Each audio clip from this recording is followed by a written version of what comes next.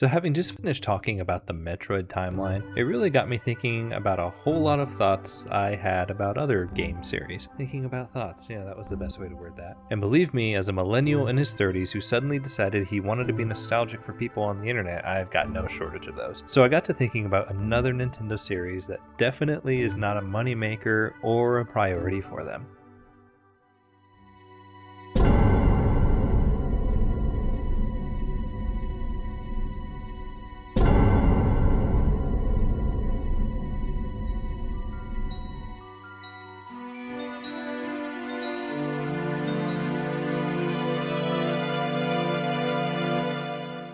Star Fox. Hi there, my name's Sasha, and I love talking about video games and the experiences I've had with them. So, if you want to take a nostalgia walk with me, you're in the right place. Anywho, as somebody who grew up playing these games, I really do think it's sad that not as much attention has been given to them as the years have gone on. Now, I understand that they haven't performed as well financially like some of the heavy hitters like Zelda, Mario, and all that, but despite that, I will always consider Star Fox to be one of Nintendo's main-ish IPs. I mean, everyone at least recognizes both Fox and Falco because of their presence in the Super Smash Bros. Series, even if that does get memed down to "Come on, fire!"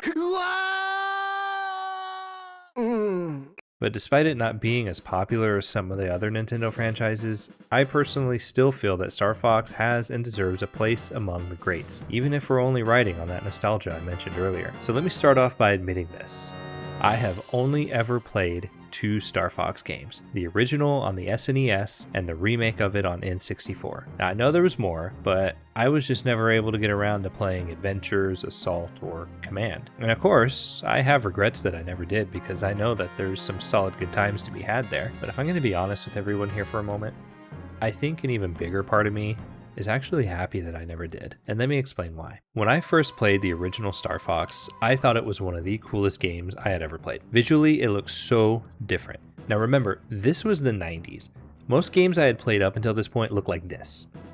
So to see something that looked more like this was pretty phenomenal at the time. And despite the fact that I was so mesmerized by it, I sucked at playing it. Now, this was one of those games that I really liked, but I could only ever watch other kids play because I just didn't have the right coordination to beat it. Now, if I was lucky, I could maybe get a couple of levels in before I blew everything up. Whereas the older kids that were also in the babysitting club at the time were a whole lot better at it than I was. So I at least got to watch them beat it. But by the time Star Fox 64 came out, I was older and had gotten better at these kinds of games. And the leap from Star Fox to Star Fox 64 was huge. I mean, the graphics were already impressive on the SNES, but the N64 version was in a whole different ballgame. And not only did the visuals improve, but we had voice acting. Actual voice acting for the entire game. And sure, it may not be considered all that great by today's standards, but when you're coming from... Now, I really loved that they improved upon the branching path mechanic. In the original, you just chose one of three paths, and you basically stuck to it for the duration of the whole game. Easy, medium, and hard, right? So when you load up the 64, and you see the map, you immediately remember how things were in the previous game. But unlike the original, the path you take here is largely dependent upon the decisions that you make in each and every level. You see, there is a set number of levels, and within them, you can have two different outcomes. Depending on how you approach the level, you will either complete it or accomplish it. And for longtime players, you already know this. Now, completing the level is just that. You manage to get to the end of the level and complete it. And while you do beat the level, your path options moving forward will be limited, as this is often seen as the easier route in the game.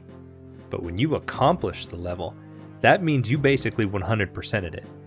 Maybe a better way of putting it is that you met the requirements to fully accomplish the mission, and they're each different depending on the level. For example, in the first level, Corneria, you continue on the level like normal, fight the boss, complete the level, standard stuff. And doing so will see you moving on to the asteroid belt. However, if you rescue Falco by destroying the enemies pursuing him, then he stays with you. And if you decide for some reason that you want to fly through all these little arches here on the lake, he makes a comment on that. But then after doing both of those things, Falco actually finds the true target of the mission and leads you to a completely different boss. And defeating this guy means you didn't just complete the mission, you fully accomplished it.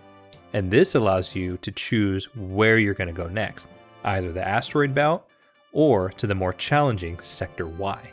Now, this simple yet fun distinction between completing a mission or accomplishing it has actually followed me around ever since I first played this game, to the point that whenever I played games like Metroid Prime 3 or anything else and I see the words mission complete, it just doesn't feel quite right without that word accomplished in there, but that's just my own little mind game I play. Now, all of this isn't exactly new to fans of the game, but I did want to mention it because it factors into how I overall feel about the game. The replayability is god tier. Now, I've already mentioned that there are a number of different routes you can take depending on whether you complete or accomplish the mission, so already you can play the game multiple times and have a different experience every single time. And on top of that, if you happen to defeat a certain number of enemies in each level, with all your wingmates still alive, then you earn a medal. And once you earn all the medals for each one of the missions, you can unlock some pretty cool stuff like the sound test, the expert mode, which if you really want a challenge, you can go through that and earn a bunch of medals as well. And there are actually 2 different endings you can get depending on the route you took. Now, if you were to approach Venom through the Bull satellite, which is considered the easy route, when you get to Andross and fight him, you'll discover that he is actually a robot, and when the game ends, you can see and hear the real Andross laughing at you. Now, as a kid, I never actually knew what this meant. I just assumed this was me beating the game in its full. Now, it wasn't until sometime later, and I mean sometime later, that somebody told me that this was not the real ending, and if I wanted the real ending, I had to approach Venom through the much more challenging Area 6 route in order to get the true fight with Andross, which if you do, reveals his true form. And when I got to this point, I was literally mind blown, pun intended, I guess. And I had no idea this even existed. And if you thought that was mind blowing enough, what happens directly after you beat the real Andross was even more mind blowing to my child mind. If you know, you know. Now I'm going to get back to that ending in just a moment. So you could play this game dozens and dozens of times and have a new experience each time you play it. And I haven't even touched on the vast amount of characters and the lore that's here. It's all really cool. Fox, of course, is our fearless leader, having taken up the mantle of team leader from his deceased father, James. Peppy, the older, wiser, more experienced team member who got to work directly with James McCloud and acts as a mentor to Fox. Then you got Falco, the total edgelord of the crew, who is very effective and also very sarcastic, and he's not afraid to speak his mind. And then we have... oh god, Slippy may be annoying, but I suppose he's not entirely useless, I guess. I mean, how else would we know how much HP the boss has without him, right? And then, speaking of bosses, there's the boss characters. Each of them has their own distinct personality, and I have to say, I felt the most interesting ones for me were the robot of Sector X and whoever this guy is. I like the robot because he's quite an interesting weapon, and you actually get to see bits of him throughout the entire level, so it kind of builds up to him. And he also makes some pretty cool sci-fi references. And the best thing about him is he's the only character brave enough to do this. Slippy, get back here!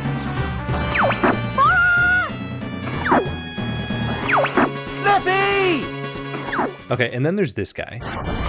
Here come the little hyenas now. Now, I admit part of the reason I like this guy is because he's the boss of a level that just has a really long train, and I love trains, so there's a point there. But unlike the other bosses, this guy's actually with you the entire level from start to finish. And that was kind of unique, seeing him chime in and comment on what you're doing throughout the entire level, even if he doesn't shut up. Although it was pretty satisfying to blow him up at the end. And if I had to mention another thing that I thought was pretty cool is that this game feeds you lore that it doesn't quite explain. Now let me explain. So during the Katina mission, the Star Fox crew receives help from Fox's old buddy, Bill. And it's funny, as a kid, even though this was the first time I'd ever seen this guy, I felt like I knew him. Fox, you made it! Bill! Is that you? I can't believe it! We can catch up later, Fox. I certainly knew he was cool, and quite frankly, I'm pretty sure even Bill knew he was awesome. I mean, look at him. And then if you're going to the Zonus mission, one of Falco's previous associates, Cat Monroe, shows up to help you destroy the searchlights. We're closing in on them, Falco. Take the right leg, boy. I have the left. Cat, what are you doing here? Is that any way to greet a girl? And what I like about both of these interactions is that the game makes it clear that these guest characters have a history with some of the members of the Star Fox crew. The way they talk to each other, express surprise, excitement, or frustration at their encounter together. But the game never actually tells you what the history is between everyone, and that's what I love. It's just the lore behind the game that it doesn't explain, and I love it. It's very real and genuine. Now, as I mentioned earlier, I know there were other games in the series after Star Fox 64, but that I never got around to playing them. And like I mentioned earlier, I honestly think I'm happier with it that way. And I'll explain in a moment. But it's sad to me that the Star Fox series didn't maintain its status as one of Nintendo's pillars, which I'm going to take a brief side quest for a moment here. Do you remember when Nintendo always brought their main characters to the next generation games? Like, there was a time when Nintendo would make new games in just about every single franchise they had whenever they released a new console. But then it all just kind of stopped somewhere. I don't know, maybe it was between the Wii and Wii U era, but now I feel like any game that isn't Mario, Zelda, Pokemon, or Kirby really has to fight just to have some sort of relevance with the company, despite the fact that there are pretty dedicated fan bases for just about all of them out there. I mean, Star Fox hasn't had any decent representation for many, many years, but that doesn't mean there isn't a market for it. I mean, there's a new game called Wild Blue Skies coming out this year, and I mean, just look at this thing. It's beautifully made, beautifully animated, and that gameplay looks freaking awesome. And this is the Star Fox game for the modern generation that Nintendo refuses to make. I saw this trailer, and within seconds, it was on my wish list. I'm pretty excited for it, and I know I can't be the only one who feels that way. But this just harkens back to the point that I'm trying to make. I haven't played a Star Fox game since the 90s. Even though there were more games in the series, Star Fox 64 was the series finale as far as I'm concerned. And honestly, that's why I never decided to pick up any of the newer games that came after it. Star Fox 64 reintroduced you to this fun universe, gave us a pretty colorful cast of characters, each with their own distinct personalities and backgrounds. And once you defeat Andross, that was it. You've saved the galaxy. And tell me why this game went so hard on its ending. I mean, look at this.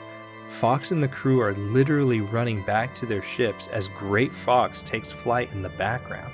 And I have got to give compliments to Koji Kondo for his musical composition. I mean, as a kid, I couldn't help but sit there, listening to this music, watching this sunset, and reflect on the adventure I had just had. And even back then, I felt that sense of finality, even though I had no idea just how much weight it was going to carry. It is one of the most satisfying conclusions I've ever had to a video game, and I was always filled with wonder as the music reached its crescendo, with our protagonist flying off into that sunset. And to me, that wonderment, that excitement, that reflection of the adventure, plus the endless imagination of what's to come, is what makes Star Fox 64 the perfect finale.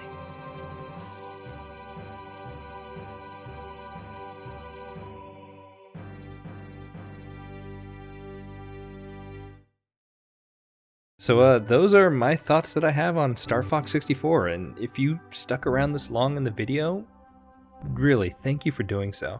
An interesting fun fact is I actually had the idea for this video way back in 2014, and I'm really happy that I finally got to make this video a reality. So thank you for stopping by and being a part of it. I really love talking about games, as you can see, and I'm definitely planning on doing some more. So if you'd like to hear more of that, a like and a sub would be awesome. So again, my name is Sasha. Thanks for stopping by, and we'll see you next time.